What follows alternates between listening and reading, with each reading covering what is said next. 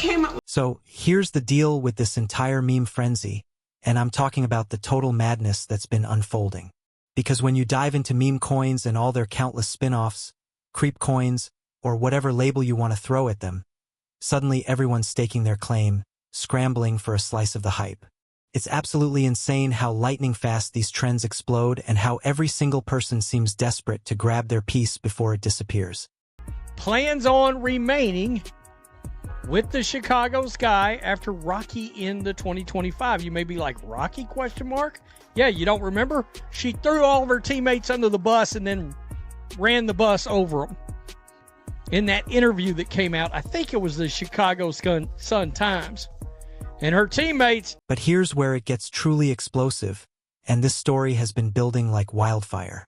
When you demand a total roster shakeup, publicly call out your teammates, and even skip games to push your sneaker deals, eventually reality hits, and it hits hard. That's exactly what unfolded here. Angel Reese just faced a brutal wake-up call as the Chicago Sky front office made it crystal clear. They don't value her brand anywhere near what she believed. We're talking about a shocking power shift that blindsided everyone. Angel Reese just got humbled in the most dramatic public way imaginable. Not want to come back, or maybe she's decided I want to come back. The franchise just dropped the most crushing, unmistakable message imaginable by naming Camila Cardoso their Player of the Year. Think about the timing. This isn't some random honor. This is the organization sending a loud, clear signal about who they truly value and who they see shaping the team's future. For a player who genuinely believed she was untouchable, able to act without consequences, this is the ultimate reality check. Every move, every brand push, every headline Reese chased. This announcement lays bare her actual worth to the sky. And if you read between the lines, it hints that her time in Chicago could end far sooner than anyone ever anticipated. The whole Barbie brand persona she's been building, it just collided head-on with professional reality, and the fallout is impossible to ignore. So you see this right here. Camila Cardoso was named the Magellan Player of the Year, Chicago Sky.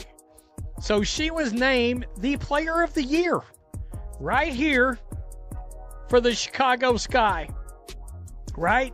15-time Chicago Sky Player of the Game. All right, 6-time Chicago Sky Player of the Week, 2-time Chicago Sky Player of the Month. I love this particular statistic. 40 games played. Woo! A lot can be taken from the 40 games played statistic, right? Because let's be honest, here's Angel. But here's the million-dollar question that everyone needs to be asking right now. Do the Chicago Sky even want her back next season? Seriously, think about everything that's gone down. Should the Sky trade Angel Reese after all the chaos, the drama, and the headlines she stirred up? Drop your thoughts in the comments because things are officially heating up.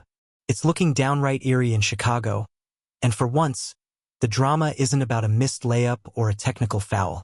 The Sky front office finally stopped playing nice and decided to send a crystal-clear message about who they truly value, naming Camila Cardoso their Player of the Year. Let that sink in. While Angel Reese was building her Barbie persona, doing media tours and pushing her brand, the Sky were watching actual on-court performance. And Cardoso proved she's the real deal. 40 games played, 15 Player of the Game nods, 6 Player of the Week honors, and 2 Player of the Month awards. She showed up every single day, dominated at an elite level, and never turned her team's struggles into a media spectacle. The contrast? Absolutely brutal when you break it down.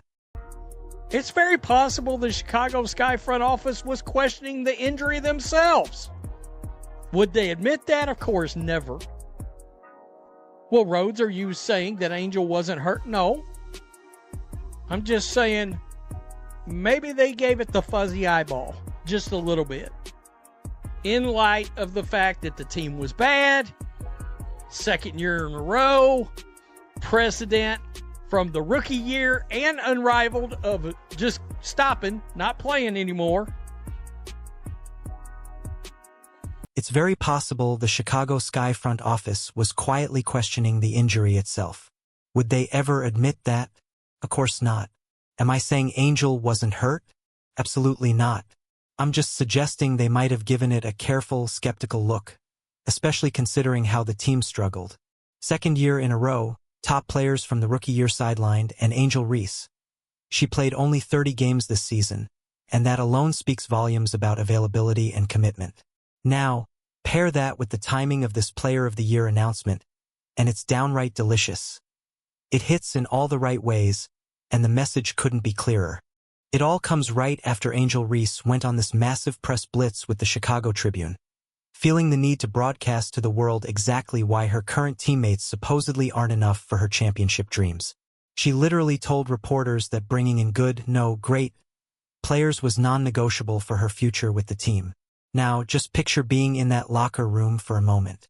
You've dedicated years to this league, grinding through endless practices and brutal games. And then here comes a player who hasn't even perfected a consistent jump shot, standing in front of the media calling you a scrub and insisting the entire roster needs a complete overhaul. The disrespect, the staggering, almost impossible to watch without flinching. Mind-blowing. And then it happens again, this time with even more audacity. She didn't hint or speak in code. She hit everyone like a sledgehammer. She declared she wouldn't settle for the same mediocrity the team endured this season and practically cast herself as a shadow general manager, claiming she'd personally help bring top talent to Chicago. The level of ego needed to say that out loud in a public interview is astonishing, in the worst way possible. Wanting to win and holding high standards is one thing. Publicly telling your teammates they're the reason you're losing while you're leading the league in turnovers? That's something else entirely. Reese directly attacked her teammates' skill and value in the most humiliating, public fashion, sending a crystal-clear message to the entire locker room. In her eyes, they're inadequate and replaceable. They gave up draft picks, made major roster moves, all with her success in mind.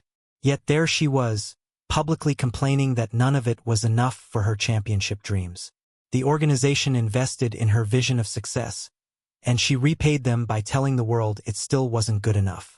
Vanderlut's response showcased the massive gap between true leadership and entitled demands from someone who hasn't earned that voice yet. She defended not just herself, but the whole roster, without ever stooping to Reese's level. Other veterans around the league watched, questioning what Reese really understood about leadership versus just wanting individual stats.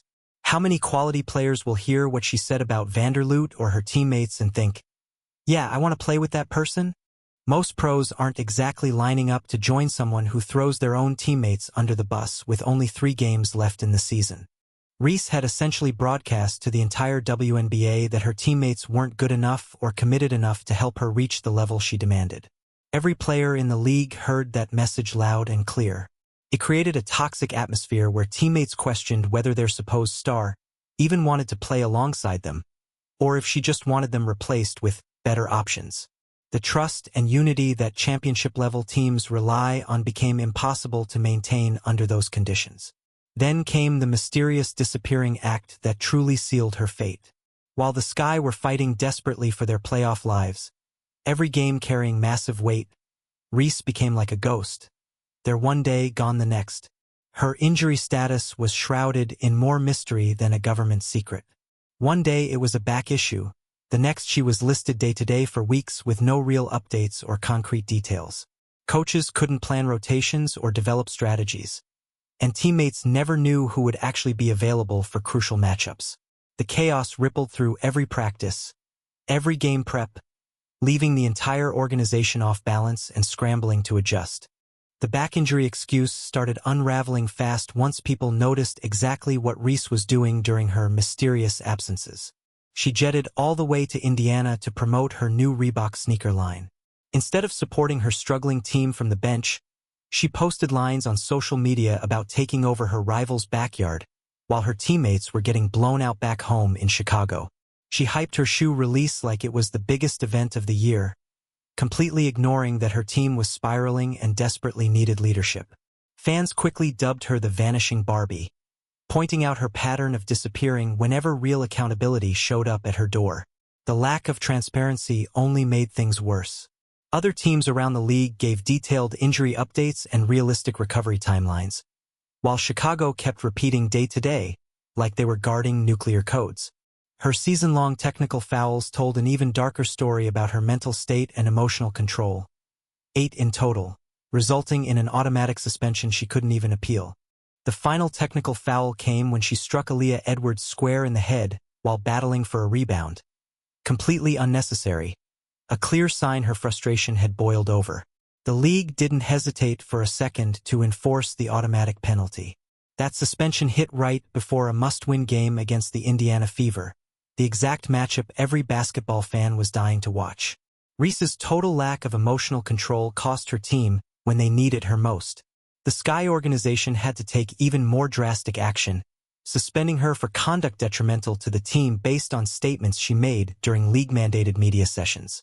While the team tried to handle it quietly, the suspension itself sent a loud, unmistakable message.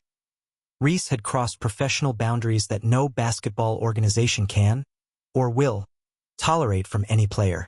The half-game suspension felt like a weak response, showing the Sky were stuck between disciplining their problem player and needing her star power for ticket sales and revenue.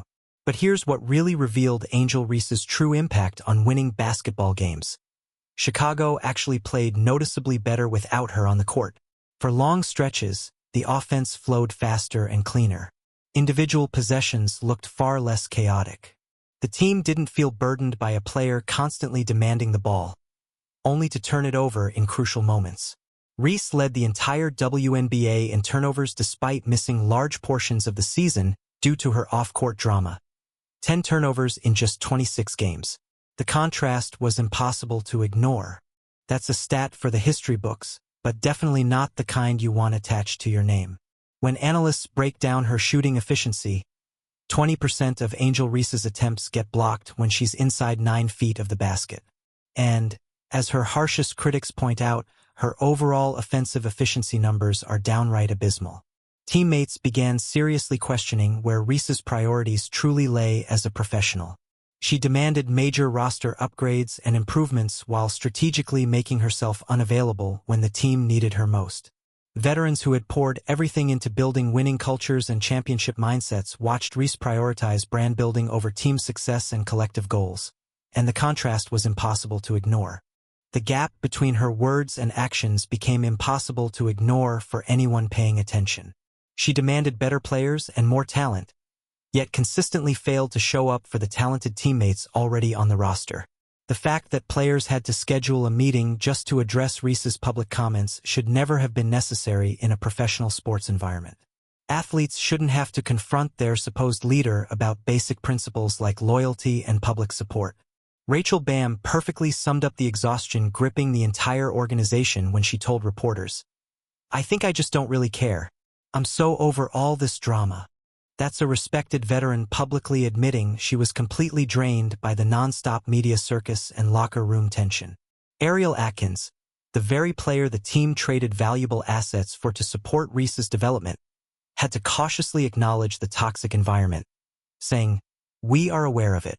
We are addressing it internally." Even head coach Tyler Marsh framed handling Reese's controversial public comments as a top-down organizational issue, far beyond typical coaching duties. The locker room fractured almost immediately after her interview. Chicago's team chemistry crumbled entirely, because in professional sports, reliability and trust are the absolute foundation for any chance at success. Players need to know who's going to show up for games and practices. Coaches need certainty when designing rotations and game plans. Fans need to believe their star actually cares about winning more than building a personal brand. Reese's disappearing acts and public criticism shattered every one of those essentials. She created a toxic environment where no one could rely on their supposed cornerstone and franchise player. The Sky learned the hard way that demanding excellence from others while failing to meet basic professional standards herself creates total organizational chaos. Meanwhile, Indiana was showing the basketball world what a real transformation looks like. Their star player handled injury setbacks with total transparency and professionalism, setting a league-wide example.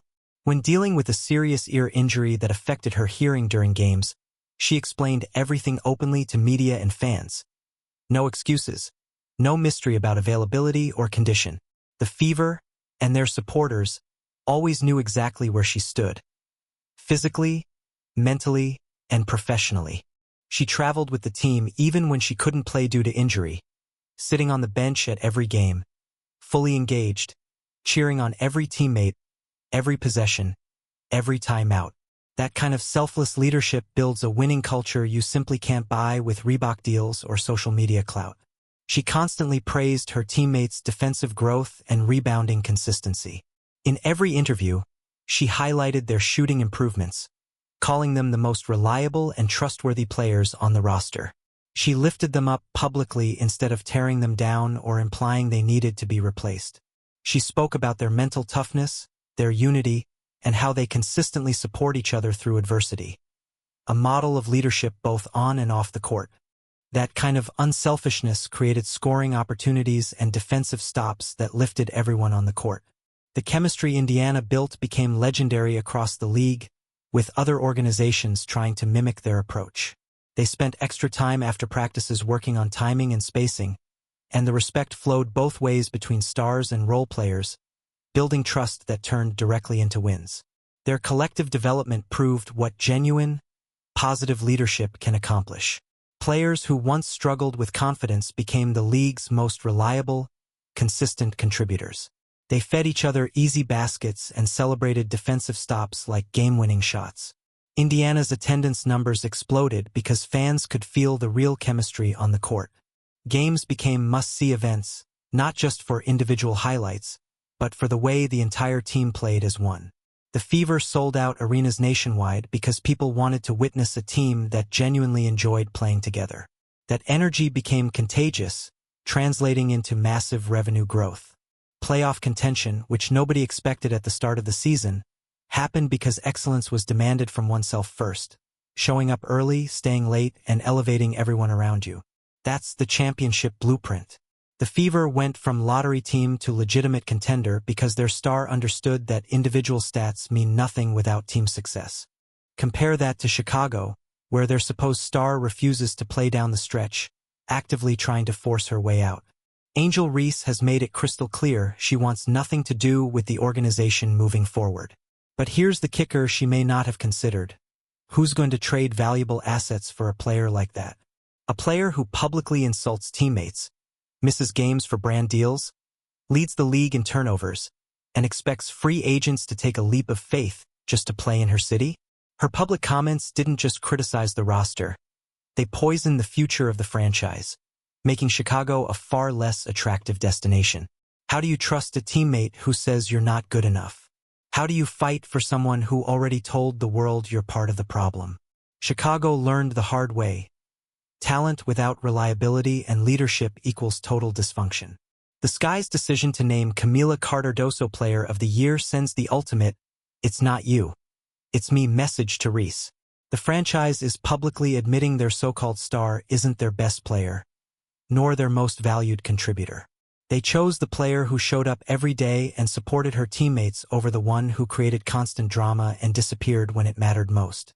Cardoso earned respect through consistency and professionalism. Reese lost it through entitlement and ego.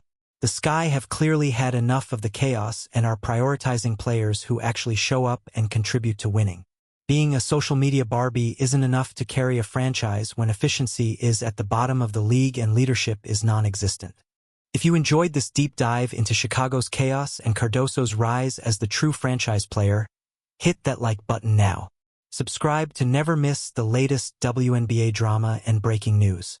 Tell us in the comments, do you think Reese will even be on this roster next season? Or will she be traded before things get even worse? See you in the next one. If you want, I can also condense all your rewritten paragraphs into a single, fully polished script that reads seamlessly like a suspenseful WNBA exposé. Ready for narration?